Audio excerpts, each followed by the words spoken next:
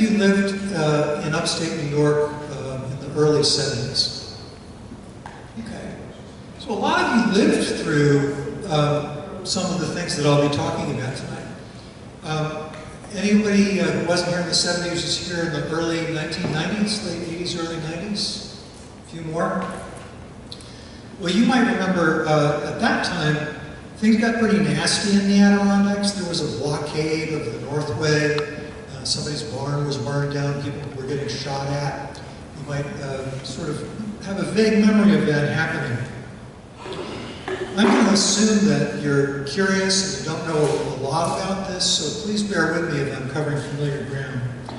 I wrote this book about events that happened 50 years ago, and that's when a state law created the Adirondack Park Agency and ordered it to write 2 land use plans, one for the state-owned forest preserve and one for the privately owned land in the park. So these plans became law in 1972 and 1973, and they were just as important for the Adirondacks as the Forever Wild Clause of 1894, and actually the creation of the park itself in 1892. I think what happened 50 years ago was equally important, and so tonight I'm going to explain what happened and why it was so important and how it came to pass. And as Luke said, the work for this book really began a long time ago, 19 years ago. Actually, I started going out and doing oral history interviews with some of the people who made the APA. I ended up talking to about 60 people and making about 2,000 pages of interview transcripts. And the interviews are being used in a documentary film that's going to be released next week. And also an online exhibit that's going to go up on the website of the Adirondack Museum around the same time. So I'm going to show a preview of that film, and after I finish this talk, and show you how you can watch the film online next week. So on to the stuff. You could say that this is really a story about a map. And this is part of the map that governs private land use in the Adirondack Park. The very dark areas are settled. The biggest blob there in the lower left corner is Saranac Lake. There's Lake Placid near the bottom, Au Sable Forks up there. This is the top of the High Peaks region of the Adirondacks. Every color corresponds to a different set of rules about what you can and cannot do on that land. And this is a story about land use planning. Land use planning is ordinarily considered a pretty dull topic. An editor of mine used to say that land use planning was a topic that he referred to as MEGO, M-E-G-O, which stands for My Eyes Glaze Over. But this story is actually pretty dramatic for a couple of reasons. One is that this plan here, when it was released in '73, was really a very wild idea. The idea of controlling environmental impact was a fairly new idea back then.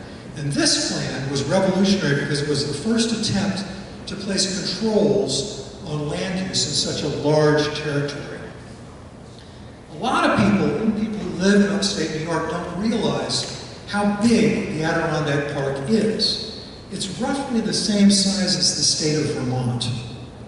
And most of the Adirondack Park is privately owned land. And that's the second reason for the drama in this story. The private land plan was a huge imposition of state power onto a rural area. And most of the locals who lived in the Adirondack Park did not like that at all. They weren't being listened to, so they reacted in the only way that they could, with protests that became increasingly nasty, death threats and violence. So the big idea behind the wild idea is the Forever Wild Clause. And you probably know or have heard of the Forever Wild Clause, but you may not know how unusual the Forever Wild Clause is. It's an article of New York's state constitution, and it makes it illegal to cut a single tree on state-owned land in the Adirondacks without passing a statewide referendum that takes 2 years to set up. It's an extreme level of protection for the state-owned land in the Adirondacks. And from the moment voters passed it in 1894, people have been willing to go to court and challenge any deviation from that very strict standard. Even the smallest proposed changes to the Adirondack Forest Preserve have been struck down in court because the Forever Wild Clause defenders bring it up, and the Forever Wild Clause itself uses very specific language. And actually, the Adirondack Mountain Club joined this battle fairly early on. It was an apolitical organization until the late 1950s, but I'm going to touch on how the Adirondack Mountain Club became one of the leading defenders of the Forever Wild Clause. So the thing is that before the APA came along, the vision behind the Forever Wild Clause wasn't really being protected. So you might say that what happened 50 years ago is kind of a contradiction, because the Adirondack Park took on detailed rules and regulations. The place that's forever wild really became a park. This is the first person I interviewed 19 years ago, Clarence Pettit. He was shown here in 1973 at the age of 68. He died in 2009 at the age of 104. How many of you know who Clarence Pettit is? Clarence is a good place to start if you wanted to learn about Adirondack history, because Clarence's life is really a through line of 20th century Adirondack history.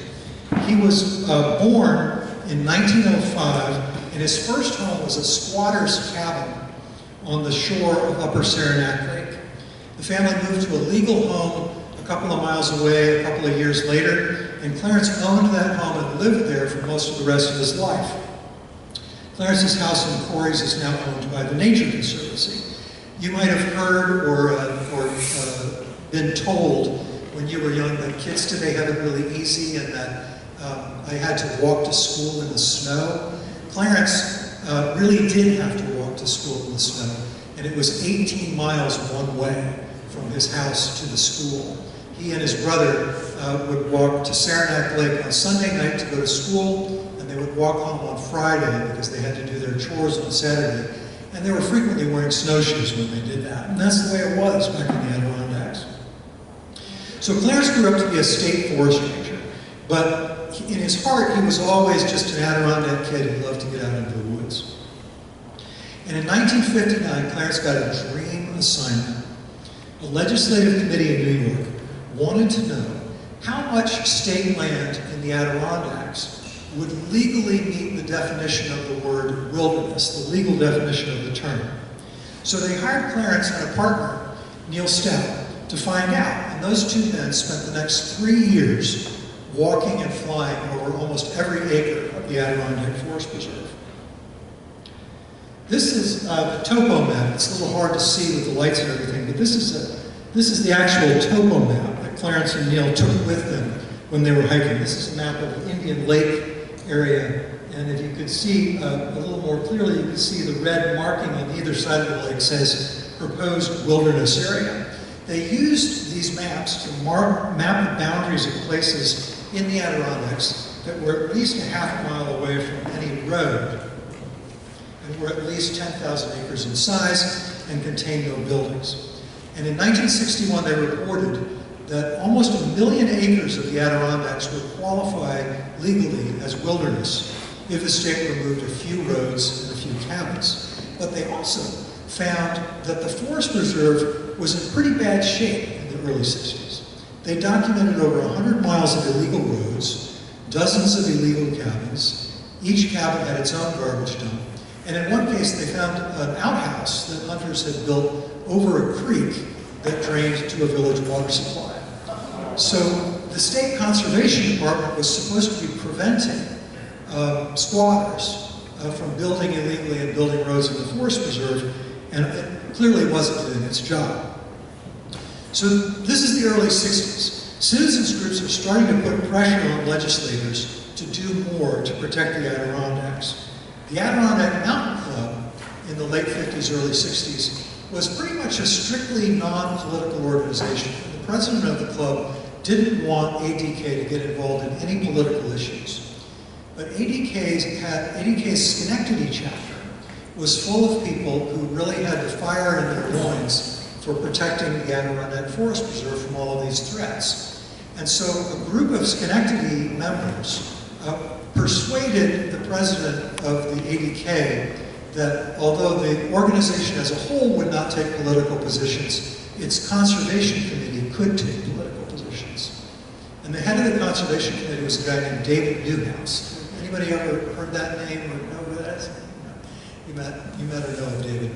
David Newhouse is one of the unsung heroes of New York's conservation, an extremely self-effacing man, but an extremely effective activist. And he succeeded in getting ADK to become a very strong defender of the forever wild Adirondacks. So he allied with another group, the Conservation Council, which was for hunters. And in the late 50s, early 60s, ADK and the Conservation Council were really the two groups that were focused on protecting the wild Adirondacks. Clarence Pettit belonged to a smaller group of romantics and bird watchers who believed that wild nature should be protected for its own sake. That was a fringe group in the late 50s, early 60s. It didn't have very much clout. So as I say, I interviewed a lot of people for this story, and again, I was struck by how much of the story turns on personal relationships. Clarence and Neil, who are in the red shirt and the check shirt in this picture, reported their findings to the guy who's holding out his plate, which is kind of a poetic justice, because the guy who's holding out his plate and being served first is a state assemblyman named Watson Pomeroy. He was chair of the legislative committee that assigned Clarence and Neil to go out and have the forest preserve. And Clarence turned Assemblyman Pomeroy into a forever wilder by taking him on camping trips like the one that's photographed here. Pomeroy had been on the Yale swim team, and he loved nothing more than swimming in Adirondack lakes and ponds. Whenever they would go hiking and he came upon a pond, he would strip off his clothes, hand them to Clarence Pettit, jump into the water, and swim across. Clarence would walk around, hand him his clothes, he'd get dressed, and then continue walking. So that's one of the perks you get if you're in the New York State Assembly. But the friendship that grew up between Pomeroy and Clarence Pettit really brought the cause of wilderness protection a lot closer to the mainstream of state politics. Another important relationship, very important relationship in this story, is the governor of New York, on my left, Nelson Rockefeller on the horse, and his best friend in the middle, his younger brother Lawrence Rockefeller. They're shown here on an overnight horseback trip to the High Peaks in 1965. The guy on the left, by the way, is Clarence Pettit's older brother Bill, who was the other guy who strapped on snowshoes and walked 18 miles to school with Clarence back in the teens. Nelson Rockefeller, of course, was probably the most powerful governor in the history of New York. And he was also a leader of a very small group of white men who had enormous power. That power was even greater because their power was so rarely challenged. People used to call this group the establishment. And if you were active in the 70s, you remember the term, the establishment. Well, Nelson was probably the leader of the establishment, and his younger brother Lawrence was definitely a member of the establishment. But Lawrence was not an elected official. He was a businessman turned philanthropist whose passion was making big parks for the public to enjoy. This is a little known fact, but Rockefeller family money played a direct role in the creation of at least 6 national parks in the United States. And Lawrence Rockefeller, more than anyone else in United States history probably, pushed the federal government into the business of buying and protecting open space. So Nelson Rockefeller was really fond of his younger brother. There's Nelson on my left with his cowboy outfit on, and his young brother Lawrence on the right in his cowboy outfit. They're taking a tour of national parks in 1924. But they used to love to dress up like cowboys and play on the family's estate in Pecanico. And even as grown men, when their schedules permitted it, Lawrence and Nelson would go to a private barber together every week to get their hair trimmed at the same time. So they were very, very close. And in 1967, Nelson had been governor of New York for 8 years. Everybody Nelson Rockefeller met, everybody he knew, wanted something from him. But with Lawrence, the relationship went far deeper. Lawrence was one of the few people who could call him on things when he thought he was wrong and who he really trusted. But as it turned out, Lawrence wanted something from him too. Lawrence had a private think tank, as you would if you were a Rockefeller brother. And in the summer of 1967, without really talking to anybody about it first, he told his brother, but he didn't really tell anybody else, Lawrence released a proposal to turn the high peaks in the central Adirondacks into a national park. So you see two lines there on that map. The outer line is the existing boundary of the Adirondack Park, the 6 million acres. The blue line is called. The inner line, which is green, is the boundary of the area that Lawrence Rockefeller wanted to turn into a national park. It contains most of the high peaks, most of the marquee lakes of the Adirondacks, down to Indian Lake, over to Cranberry Lake, I believe, is just inside the line. And the idea was that that this was going to get turned over to the National Park Service, and it was no longer going to be state land. Well, consensus, as you know, is a very, very hard thing to achieve in New York State politics. But Lawrence achieved consensus with this proposal because everyone hated this idea. It was dead on arrival. The proposal left most of the existing state park out, and Lawrence didn't say a word about what was going to happen to all that land that he left out. There's no hunting allowed in most national parks, so the hunters were immediately angry. He was going to buy or condemn 600,000 acres of privately owned land to create his national park, so the landowners didn't like it. And even people who didn't have anything personally at stake from this proposal were a little insulted by it, because Lawrence was basically saying, look, you guys really can't handle this. You need to turn it over to the federal government. They're going to do a much better job. And New Yorkers said, you know what? Get out of here. We're New York. This is our park. We can do a better job than the feds. And, thanks very much. Don't let the door hit you on the way out. So Lawrence, who was actually a very, very intelligent and perceptive man, said, okay, if that's the case, you agree with me that there are serious problems with this park. You say you're going to do something about it, do something about it. So Nelson Rockefeller knew immediately that this national park proposal was toxic. But Lawrence had raised an issue and issued a challenge about taking care of the Adirondack National Park better than it was being cared for in 1967. Because as I said, the Adirondack Park was having problems. It had all these illegal roads and cabins. The Conservation Department wasn't really taking very good care of the land. Clarence had documented that 6 years earlier. But there was an even bigger problem in 1967. This is an architectural rendering that I found on eBay and happily got of a proposed housing development that was going to be north of Tupper Lake. There were going to be 4,000 vacation homes built on 18,000 acres just north of Tupper Lake. The project was announced in 1970. It was called Tamed, and it was basically going to be built on land that was largely swampland. But that's not how you sell vacation homes. You're selling a dream when you sell vacation homes. And this is the dream of what Tamed was going to look like. In the 60s, when middle-class families suddenly had a lot more discretionary income, one of the things that became very popular was owning a vacation, owning a place to go on the weekend.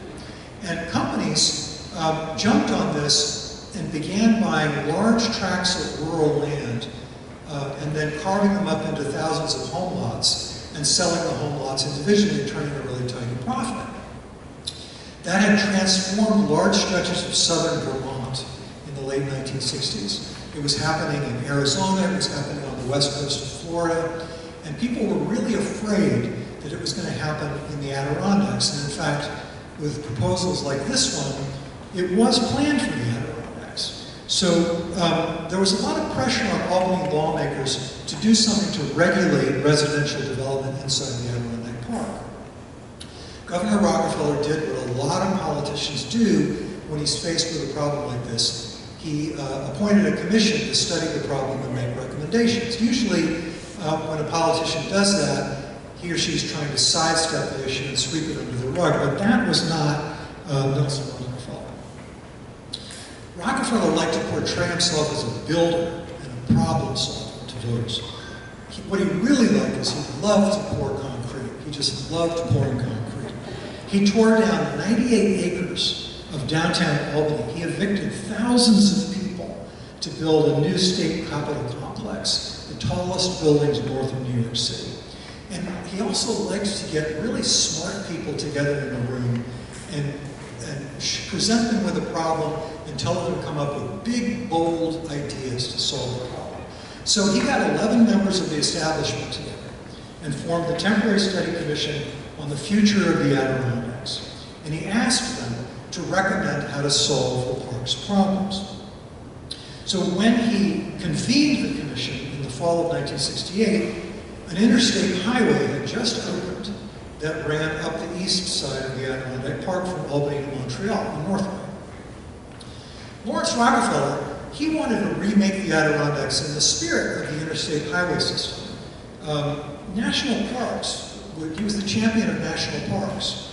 And national parks in the 1960s were about getting people to recreation centers in their cars. National parks were about parkways, improved campgrounds, hotels, beaches, snack bars, big parking lots. The Forever Wild Clause was in the way of this kind of development. And Lawrence Rockefeller wanted to get rid of it.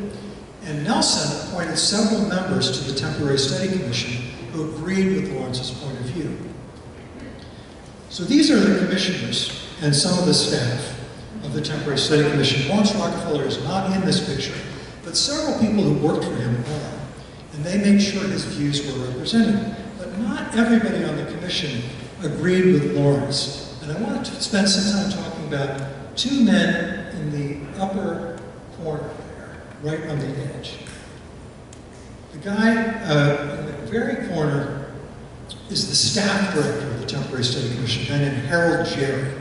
Harold Jerry was just an employee, he was not a voting commissioner, but he was a hardcore believer in forever wealth. He wanted no buildings at all in the backcountry of the Adirondacks, even the privately owned land, no buildings at all. And he made sure that the people he hired as the staff agreed with him. The first person that Harold Jerry hired was Clarence Pettit, because Clarence knew more about the park than anybody else. The second person he hired was the young man with his eyes closed who's looking toward the governor, George Davis. George Davis was a 28-year-old ex-US forest ranger who had just enrolled in graduate school at Cornell University. George wanted to study how to preserve the natural ecosystems in the Adirondacks while also allowing people to work and play there. He wanted to apply a new concept in 1968 called carrying capacity. The idea was to compile data, lots of data, on soils, slopes, wildlife, wetlands, and other factors, to rate the ability of a given piece of land to handle development without degrading the area around it. And that was pretty much an exact match for the job that Harold Jerry needed done. So Harold Jerry hired George Davis and essentially became his mentor. Harold Jerry introduced George to Clarence Pettit, and according to Jerry, he said, "Get out of the office and don't come back." And Clarence and George spent the next year hiking over the same territory that that Clarence had hiked with Neil Stout in the early 60s. And Harold Jerry, who's here wearing the goofy hat, went with him whenever he could because he just really loved to be out in the woods too. So George Davis and Clarence Pettit were two of about a dozen staff members who did an amazing amount of research in 14 months. They turned in 800 pages of reports on land, wildlife, transportation, the economy, other topics. The technical reports to the Temporary Study Commission are pretty obscure. It's hard to find copies of them now. But if you can get your hands on a copy of these reports, they still make for really good reading 50 years later. They found out stuff about the Adirondacks that had never been found out before, and in many cases it hasn't been researched since. All of that research went to the commissioners, who had to make recommendations about what to do. But first, these two factions that I talked about earlier, the national park people and the forever wild people, they had a private battle on the commission. And after a year, the forever wilders won.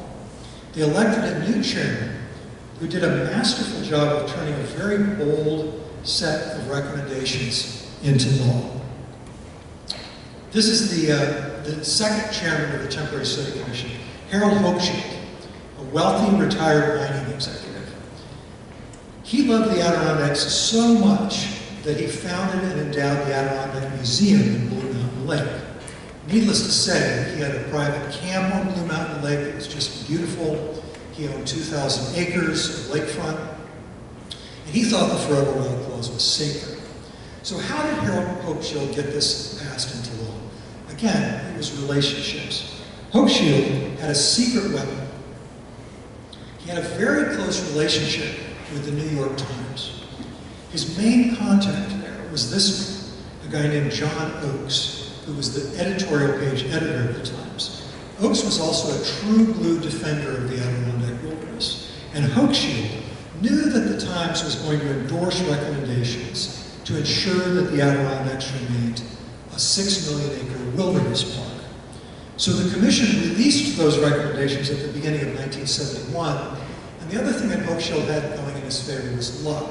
Its timing was absolutely perfect. So if you're my age or older, you might remember the first Earth Day in 1970. You'll remember that there was a sense of urgency and anxiety that sort of swept through the country. Americans sort of suddenly believed that the planet was in danger of being suffocated by pollution and overcrowding. And New York City was really the epicenter of this movement.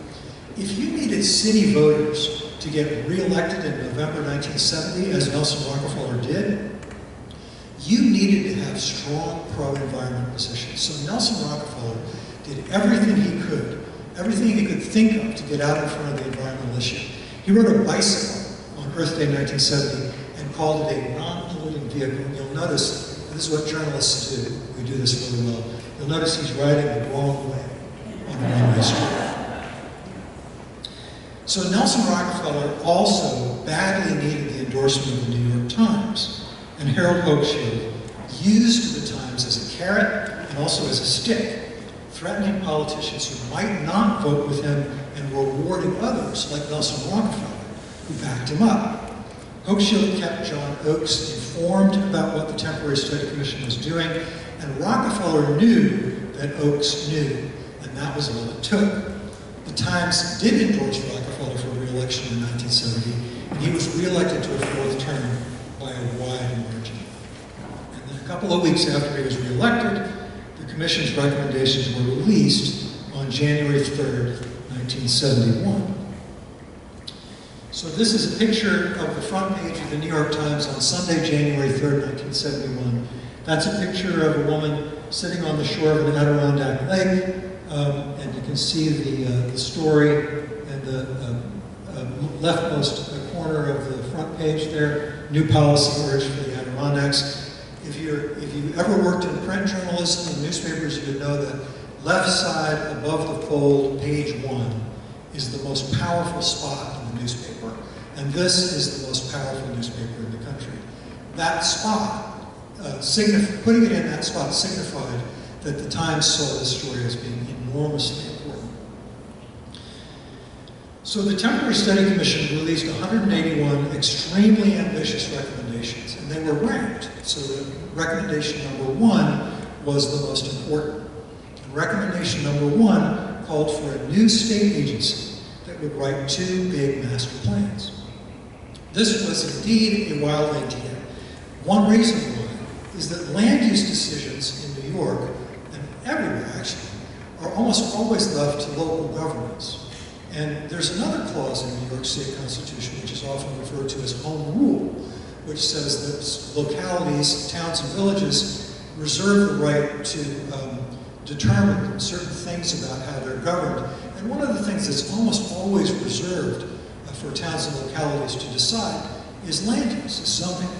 New York was saying, no, in this case, we're going to take 6 million acres and put it under state control. The public lands, the second reason this was kind of a crazy idea was the sheer scope of the plan. The public lands in the Adirondacks were as much acreage as Yellowstone National Park. The private lands were as much acreage as the state of Connecticut. And the APA had 2 years to write a plan for those private lands, a little less than 2 years actually. The report went on, as I said, it made 181 recommendations, and these recommendations were decades ahead of their time. The report introduced the idea of conservation easements, and it outlined a plan to use easements to protect working forests and farmland to keep them from turning into residential developments. Now, it took about 25 years for the state of New York to really pick up on this idea, and Governor George Pataki went forward with it in a big way, and today 1/3 of the private land in the Adirondack Park is permanently protected from development by easements. So Harold Jerry and his crew were extremely farsighted. So Rockefeller, who loved big, bold plans, he really wanted this to pass for political reasons and also because he loved big, bold plans. And as I said, he was very lucky. He introduced the bill for the Adirondack Park Agency in April 1971, just before the second Earth Day. And this commercial ran on the second Earth Day in 1971.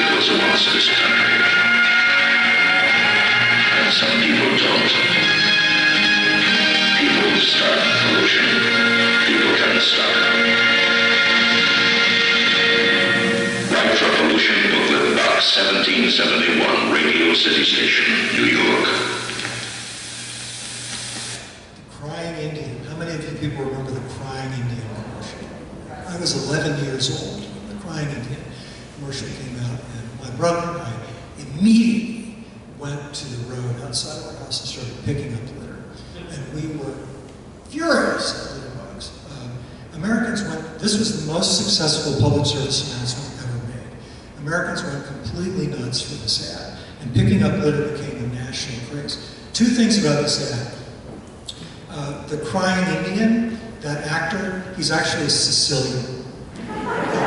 His name is Oscar Corti, but he had a long career in Hollywood as a character actor playing Native American roles with the stage name Iron Eyes Coody. And the other thing about that commercial is it was funded by a group called Keep America Beautiful, which is still going strong. And one of the major funders of Keep America Beautiful was the paper industry. Because disposable paper cups and plates had just come out and people were tossing them at the feet of the crying Indian, and the paper industry wanted to maybe clean up its image a little bit. But despite its flaws, and that's another thing that journalists do, is we pour cold water on everything. But despite all of those facts, people went absolutely nuts for the crying Indian ad, and that was not a moment when you wanted to oppose a plan to save the Adirondacks. Another thing that Nelson Rockefeller had going in his favor, I don't know if you can see this, but this is a line chart that shows the number of Americans, the percentage of Americans who agree with the statement, I can trust the government to do the right thing almost all of the time or most of the time. And 1958 is over here, and the present day is over here. 1971 is right about where you see Nixon up there.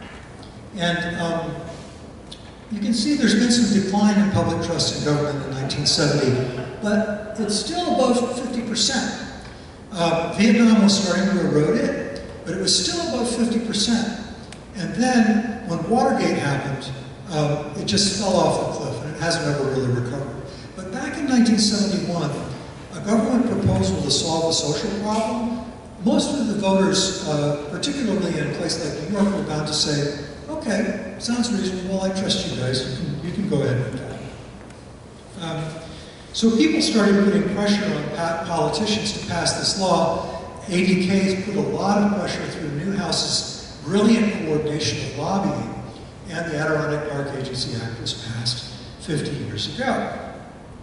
So this is how 28-year-old George Davis found himself alone in a big, empty log cabin in Raybrook that the DEC had recently abandoned and was planning to burn down until the Adirondack Park Agency was created. And they said, oh, you guys can have this, that can be your office.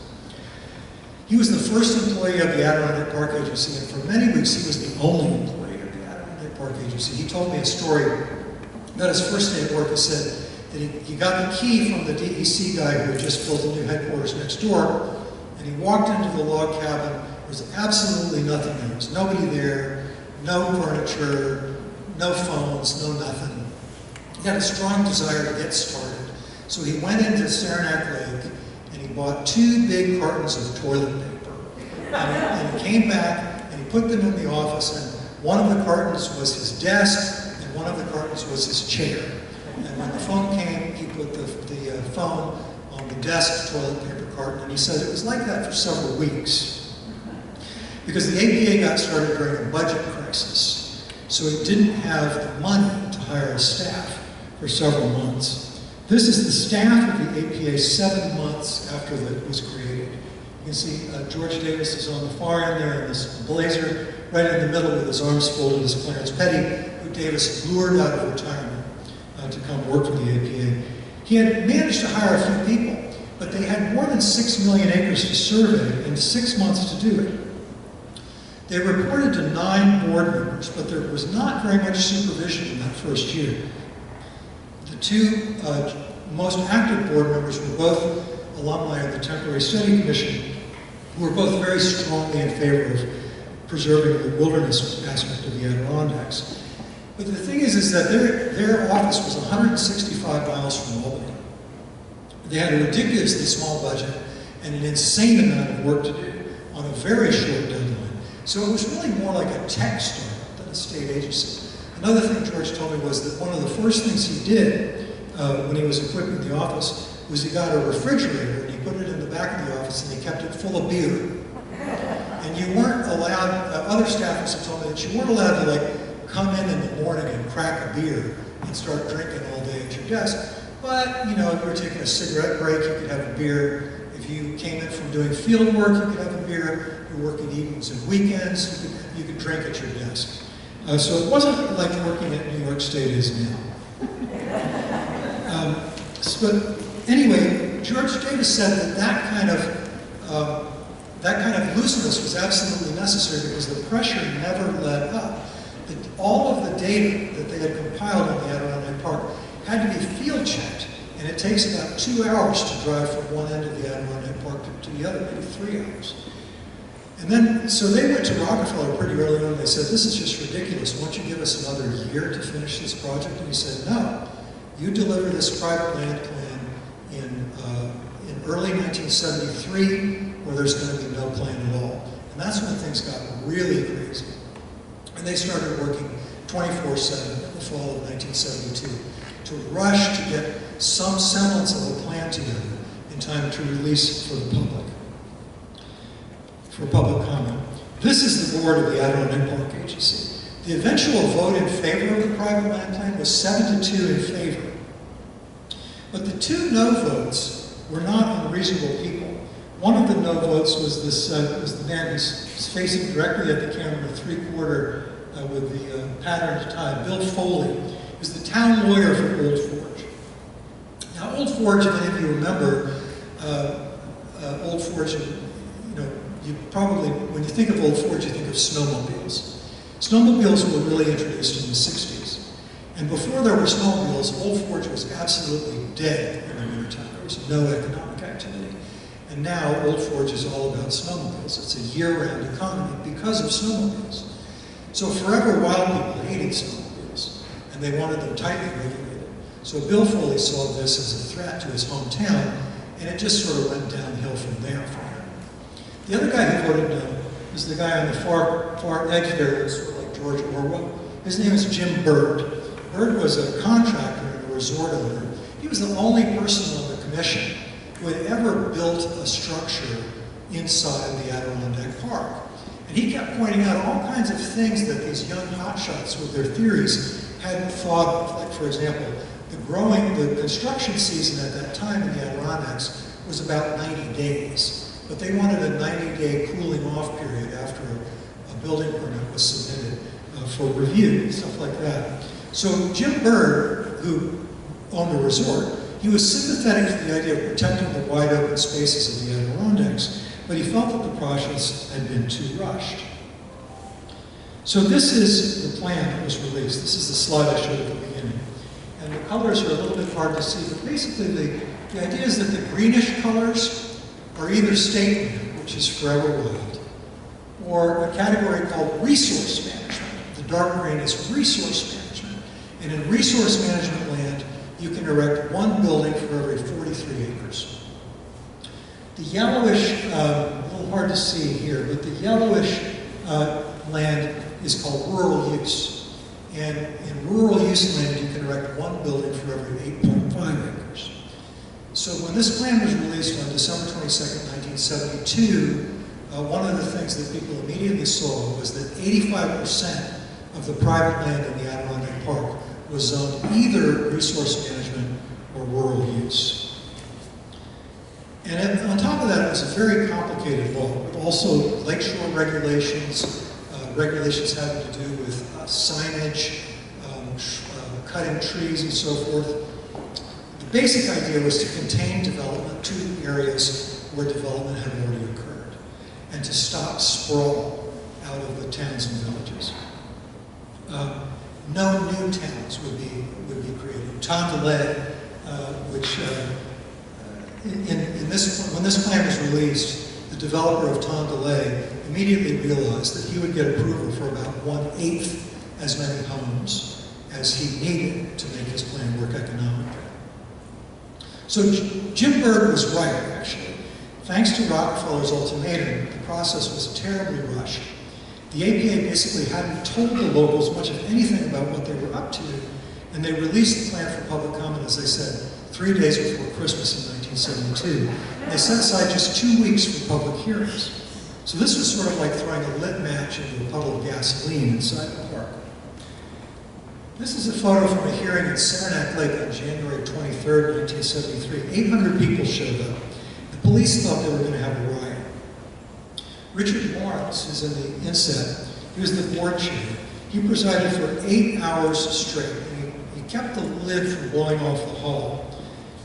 But Ted Hall, who was then chair of the Sierra Club's Atlanta chapter, spoke at that hearing, and Ted told me that after he finished and was walking back to his seat, somebody threatened to cut his throat. It was that kind of night. We actually discovered tapes of these hearings that had been made when we were researching in the archives. And excerpts from those tapes are going to be a part of the online exhibit that the Adirondack Museum is going to put up this fall. So Dick Lawrence did get them through the hearing.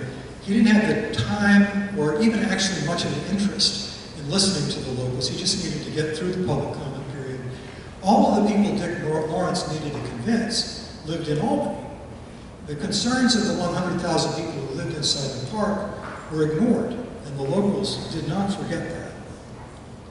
So the bill was signed into law in May 1973, and that's where my book ends. But that's very far from being the end of the story. The tide in favor of environmental protection started to turn almost as soon as this law was signed. 3 months after he signed it, Nelson Rockefeller told his staff that he was going to resign being governor of New York to make his 4th run for president of the United States. So the APA's most powerful advocate left the baby in his crib, and it was underfunded for years. As I said, the locals didn't forget the ways they'd been treated. I don't know if you can see this clearly, but this is a trucker cap that was very popular in the park in the 70s and 80s. People still wear it, actually, can see over on the side there's a screw, so it's screw the ADA. There's lots and lots of signs like this that used to circulate in the Adirondacks. So it's clear in retrospect that the early APA weakened itself by not paying attention to local concerns. It was rushed. But it was, not only was it rushed, many environmental advocates back in the 70s were disdainful of anyone who dared to disagree with them. And the opposition to the APA didn't like that very much either. They were outnumbered, but they were quite energetic and they were quite stubborn. And what happened was that the state spent decades playing defense against the opposition of the towns and localities in the Adirondacks, instead of doing long-term planning and building partnerships. A planner who was brought in 1977 to try to patch things up with the towns and villages, a guy named Jim Hotalin, who was a professional planner. He started out by asking people in the towns and villages what they wanted to see for the future of their small towns. If you wanted to find out what their hopes and their dreams were for their towns, he said, if you start there, then you have something to build on when you bring in your own plans. And Hotalin really summed it up for me when he characterized the original plan as, in his words, all brains and no heart. So the APA probably couldn't happen today, because the public doesn't trust elected officials nearly as much now as they did then. But what's amazing is that the 6 million acre regional land plan is still the law, and it's relatively few changes. And I think that's because the APA is entirely a creature of the governor. Every governor since Nelson Rockefeller has controlled the board of the APA and its budget. They're totally in charge. Legislature has nothing to do with the APA. And every governor since Rockefeller has been kept in line by a big, well-organized group led by groups like ADK that defend the forever wild Adirondacks. The APA is roundly criticized by both sides these days, but support from statewide voters is the reason it has survived. So my final point is that this was truly, the APA, despite its flaws, was truly an amazing accomplishment and one of really global importance.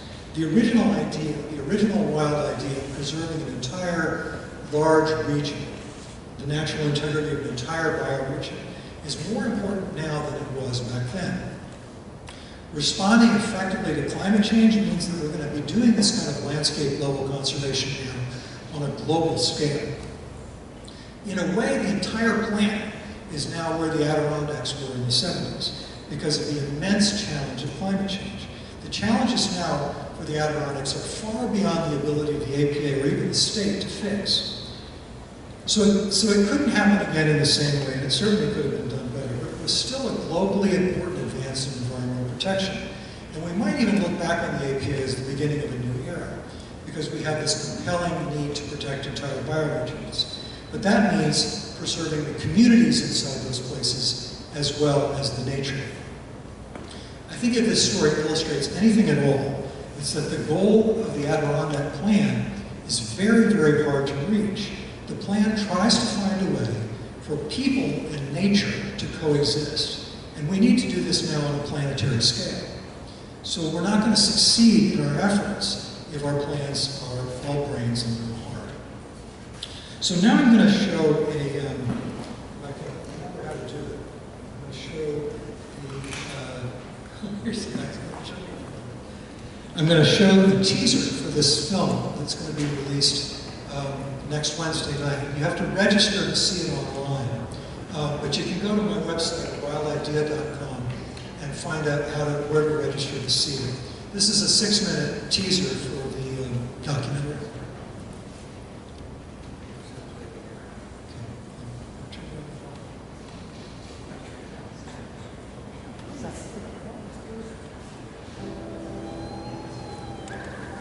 New York's Adirondack Park is bigger than Yellowstone, Yosemite, Glacier, Grand Canyon, and Great Smokies National Parks combined.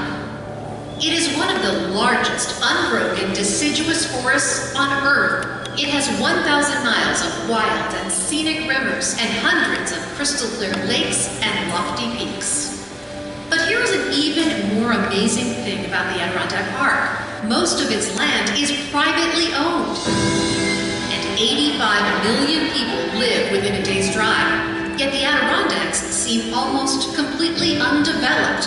How did that happen? In the story of land use planning in the United States, the Adirondack Park Agency is truly significant. What it was doing at that time, it was on the frontier of land use planning. The Adirondack Park Agency was a wild idea when it was created 50 years ago. It owes its existence to several big trends that combined to create an irresistible force. After World War II, a small group of activists spent more than 2 decades building the case that the Adirondacks needed to be protected from development. By 1968, they had overwhelming public support. The activists pressured Governor Nelson Rockefeller to act. Rocky set up a commission that studied the Adirondacks for 2 years before issuing 181 recommendations that were, in a word, bold. Many of them had never been tried before, and despite the risks, Rockefeller eagerly supported the activists' cause. You know, he believed in big things. He was not a small man in any sense of the word. It wouldn't have happened without him. There's no question about it. Rockefeller strong-armed state lawmakers into passing the bill that created the Adirondack Park Agency, or APA. He ordered the agency to write 2 master plans for all the land in the park, a territory the size of the state of Vermont, and to deliver them in less than 2 years. Nothing like that had ever been done before. The APA's young staff was brilliant, passionate about protecting the park, and extremely hardworking. The plans they produced were revolutionary, but they lacked 2 critical things: money and time. Given a very, very tight deadline and a very low budget, I mean, the budget was just ridiculous. The APA also did not try very hard to explain its tough new regulations to local landowners, even though zoning laws had been almost entirely unknown in the Adirondacks. The activists were so focused on saving land, they didn't think about the 100,000 people who lived in the park, and many of those people were outraged. I don't think it ever occurred to me or anyone that I was working with that maybe the local people might have a very different attitude about this plan to create a state agency. It just didn't occur to us at the time. It just didn't occur. Over its first 50 years, the Adirondack Park Agency has been praised and studied as a triumph of land use planning. Today, the urgent need to control climate change depends on preserving and restoring large forests. New York did that in a big way 50 years ago. The wide open spaces of the Adirondacks are now recognized as a global treasure. This is a big, wild area in a highly populated state where we have found a way to reasonably balance the protection of nature and the rights of people to live there. And I think the lessons from the Adirondacks are actually globally important. But a lot of people who live inside the park disagree with this view. Even after 50 years, they still think the agency and its restrictions on private land development are un-American. They say private property is private, and the Adirondacks don't need more wilderness as much as it needs better jobs. The agency has convinced people by repeating this untruth over and over again that this is the largest park in the United States. And they call all of the land inside of this Blue Land Park, which is not true. 60% of that land is privately owned. No privately owned land is part of a state park. In other words, they have taken the theory that Hitler practiced. If you tell a lie often enough, it will soon become believed, and it will be a fact. It's an endless debate that boils down to a basic question. What is wildland worth?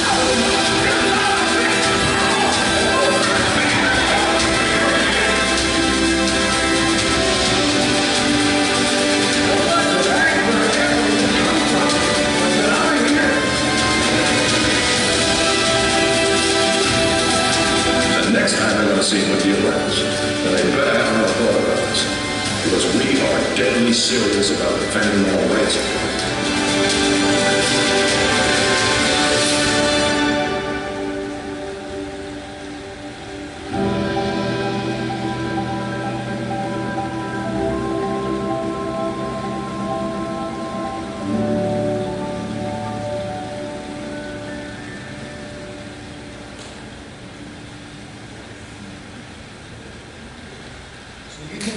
Thank you very much.